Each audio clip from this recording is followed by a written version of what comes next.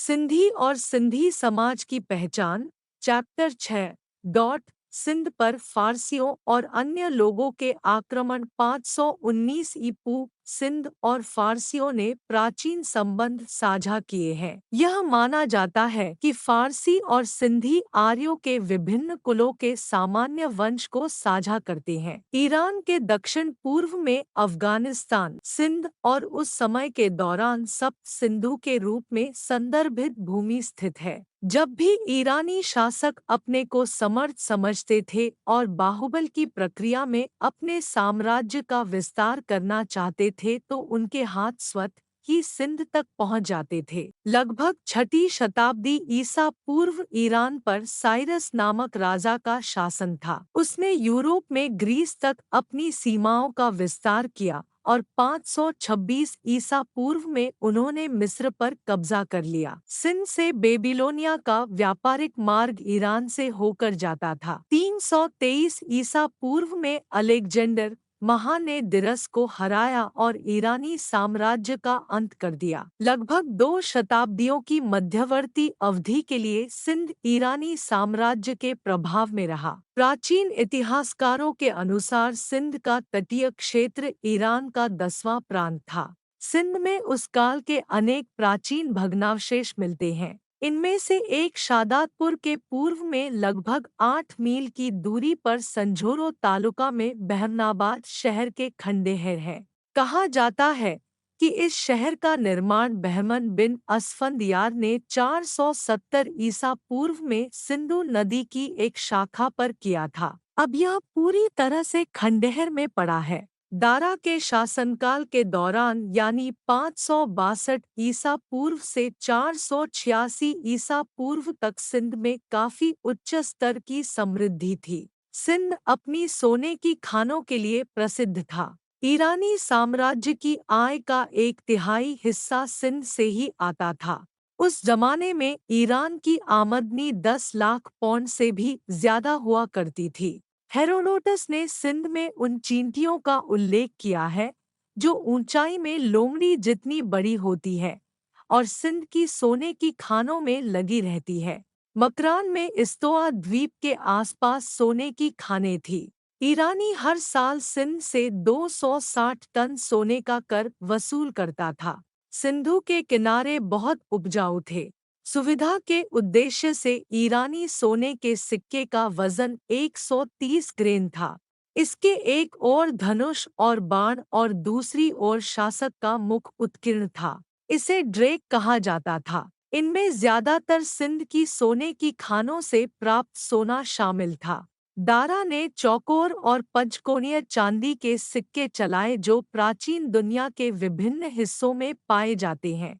Iraq और मिस्र के दूरदराज के तटों के लिए हाथी दांत और महीन कपड़े से लदे जहाज़ों को देखना आम बात थी। इसके अलावा व्यापारियों के कारवां भूमि मार्ग से विदेशी भूमि की ओर जाते थे। सिंधी न केवल अपने व्यापारिक कौशल के लिए जाने जाते थे बल्कि कई सिंधी सैनिकों को ईरानी सेना में भी शामिल किया गया था। हेरोडोटस द्वारा दिए गए खाते के अनुसार ईरानी सेना में उसके पैदल सैनिकों और घुड़सवारों के बीच कई सिंधी सैनिक शामिल थे। वे सूती वर्दी पहनते थे और धनुषबाण उनके हथियार थे। तीर नरकट से बने होते थे और लोहे की युक्तियां होती थी। वे अपने साथ युद्ध के मैदान में वेगशाली रथ और हाथी लाते थे। सिंधी योद्धा उस समय अपनी बहादुरी के लिए बहुत मूल्यवान और सम्मानित थे। सिंधी और सिंधी समाज की पहचान। चैप्टर 7 जैन और बौद्ध काल के दौरान सिंध। प्रारंभिक वैदिक काल के बाद जैसे जैसे वर्षों में जाति व्यवस्था विकसित हुई, यह न केवल कठोर हो गई बल्कि शोषण का स्रोत बन गई और इसने सबसे क्रूर उत्पीड़क का वर्ग चरित्र ग्रहण कर लिया जो निचली जातियों के प्रति सबसे अमानवीय था। निचली जाति के व्यक्ति की जीभ काट देना आम सजा थी जो उच्च जाति के व्यक्ति के साथ किसी भी तर्क में अपनी आवाज उठाने की हिम्मत करेगा। निचली जाति द्वारा सेक्स में लिप्त होने की सजा मौत थी। ब्राह्मण और क्षत्रिय की शक्ति धुरी किसी भी कानून से प्रतिरक्षित थी। इस स्थिति में अन्यायपूर्ण और दमनकारी समाज के शासन के खिलाफ आक्रोश जैन धर्म और बौद्ध धर्म के उदय में अभिव्यक्ति पाया। वास्तव में यह सब एक विरोध आंदोलन के रूप में शुरू हुआ। जैन धर्म के प्रवर्तक वर्धमान महावीर थे।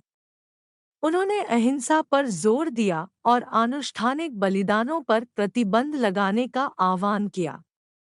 उन्होंने सादगी और सांसारिक सुखों के त्याग का उपदेश दिया।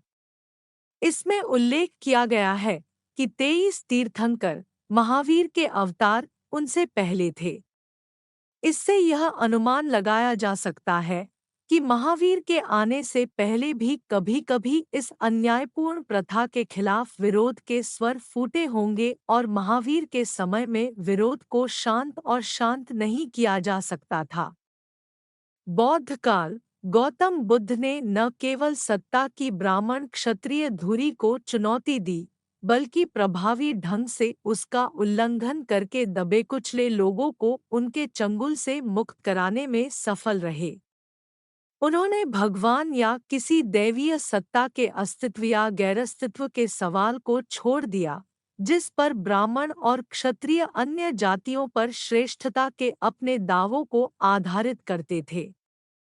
उन्होंने इसके बजाय सही मूल्यों पर जोर दिया।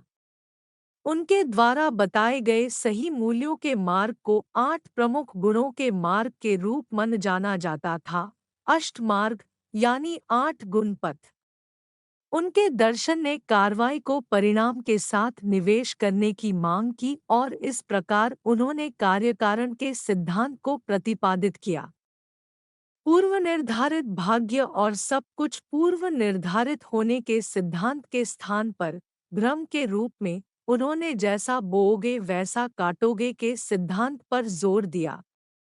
यह केवल एक भ्रम होने के अस्तित्व के ब्राह्मणवादी दर्शन से महत्वपूर्ण प्रस्थान था। कार्यकारण के सिद्धांत को प्रतिपादित करके और यह कहकर कि समय नदी के प्रवाह की तरह है और प्रत्येक गति में पानी बहता है।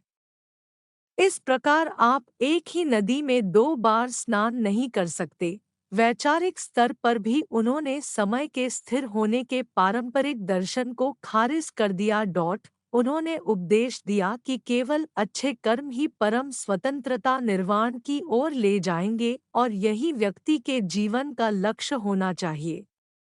जैन और बौद्ध प्रचारकों ने प्राचीन संस्कृत के विपरीत जनता की प्रचलित भाषा प्राकृत को अपनाया, जिसे केवल कुछ ही जानते थे और धार्मिक मामलों पर विशेष एकाधिकार का दावा करते थे। आने वाले समय में ब्राह्मण क्षत्रिय अक्ष के स्थान पर वैश्य व्यापारिक समुदाय और क्षत्रिय अक्ष का उदय हुआ और इस प्रक्रिया में कुछ लाभ निम्न जातियों को भी प्राप्त हुए। यह एक तथ्य है कि सिंध गंगा के मैदानों की जाति व्यवस्था के रूढ़िवाद से मुक्त था और इसलिए वहाँ के समाज की विशेषता वाली क्रूरता सिंध में अनुपस्थित थी।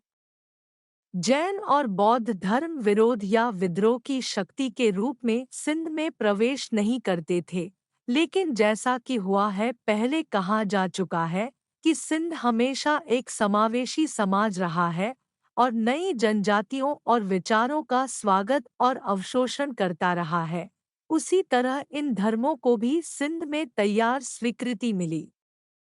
अशोक और कनिष्क के शासनकाल में ये धर्म सिंध में अपने चरम पर थे। सिंध में बहुत कम जैन थे।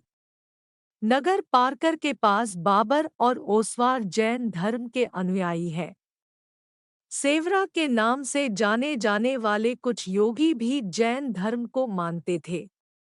जैन शास्त्रों में कहा गया है कि 566 ईसा पूर्व मुल्तान, कच्छ और काठियावाड़ पर शासन करने वाले और 16 छोटे राज्यों को नियंत्रित करने वाले राजा उदयन ने जैन धर्म को अपने धर्म के रूप में स्वीकार किया था। उनके बेटे केहो ने भी यही स्वीकार किया।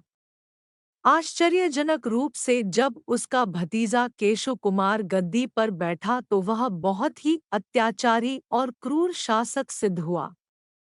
उसने 10 वर्षों तक शासन किया। एक विनाशकारी भूकंप के परिणामस्वरूप सिंध पर एक अभिशाप उतरा और सिंध पूरी तरह से नष्ट हो गया। धन्यवाद।